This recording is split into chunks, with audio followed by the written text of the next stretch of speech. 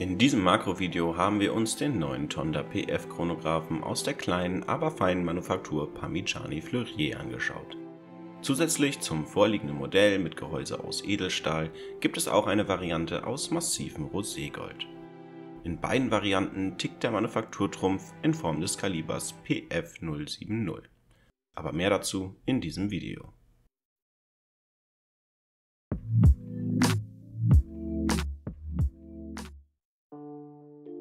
Die Uhren von Parmigiani sind ein perfektes Beispiel dafür, dass man eine Uhr in der Hand halten muss, um sie wirklich zu erleben.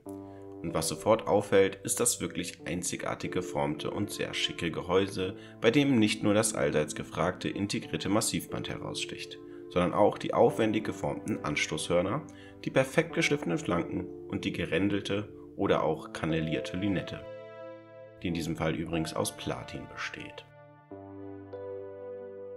Das Zifferblatt dieser Parmigiani ist fein gemustert, wird auch Gerstenkornmuster genannt und es ist nicht eingeprägt, sondern guillochiert und trägt aufgesetzte Appliken.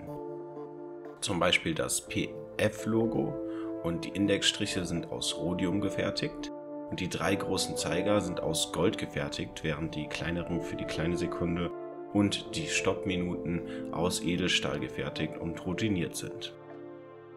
Wie von Parmigiani zu erwarten, ist alles sehr präzise ausgeführt.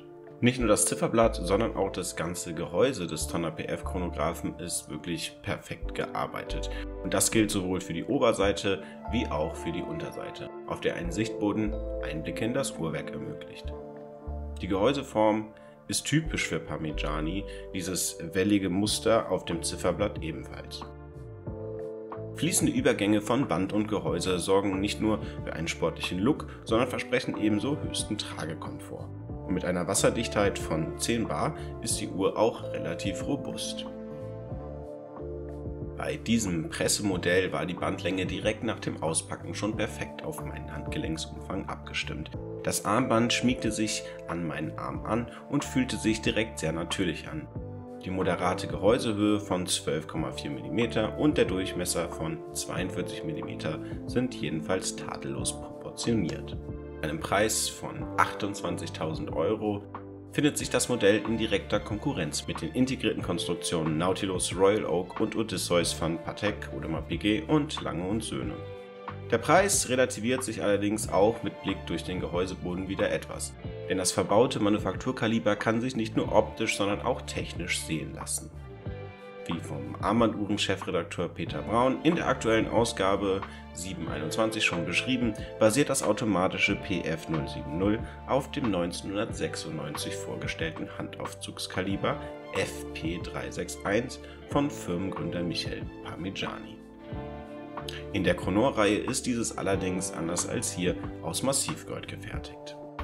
Das PF 070 verwendet lediglich einen Aufzugsrotor aus 22 Karat Gold, greift bei den Platinen jedoch auf routiniertes Messing zurück und besitzt statt Großdatum nur ein kleines Datum. Auch die Schleppzeigerfunktion des FP 361 kommt bei diesem Werk nicht zum Einsatz. Das PF 070 bleibt jedoch ein Chronographen-Hochfrequenzwerk mit 36.000 Halbschwingungen pro Stunde und wird darüber hinaus auch bei der COSC als Chronometer zertifiziert.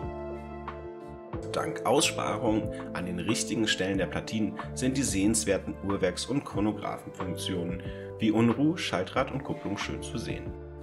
Und trotz der höheren Unruhfrequenz, die sich bei vielen Schnellschwingermodellen durchaus negativ auf die Gangreserve auswirken kann, bietet das Uhrwerk weiterhin eine ansehnliche Gangautonomie von 65 Stunden.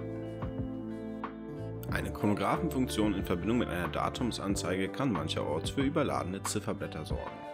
Parmigiani ist es beim Tonda PF Chronographen gelungen, ein sehr übersichtliches und gut ablesbares Zifferblatt zu gestalten. In Verbindung mit der Qualität und Ausführung braucht das Modell den Vergleich mit den zuvor genannten Marken und Modellen nicht zu scheuen. Trotzdem sind 28.000 € eine Menge Geld und vor allem bei der Variante aus massivem Roségold wird es teuer. 63.000 € soll das Modell aus dem Edelmetall kosten. Mehr über die neuen Modelle von Parmigiani lest ihr in der Armbanduhren Ausgabe 7/2021, die am 26. November erscheint. Darunter ist auch ein Modell mit Zweizeiger-Zeitanzeige und ein Jahreskalender mit Mondphase. Wenn euch das Video gefallen hat, freuen wir uns über euer Abo hier auf YouTube und einen Besuch auf armbanduhren-online.de. Danke fürs Zuschauen.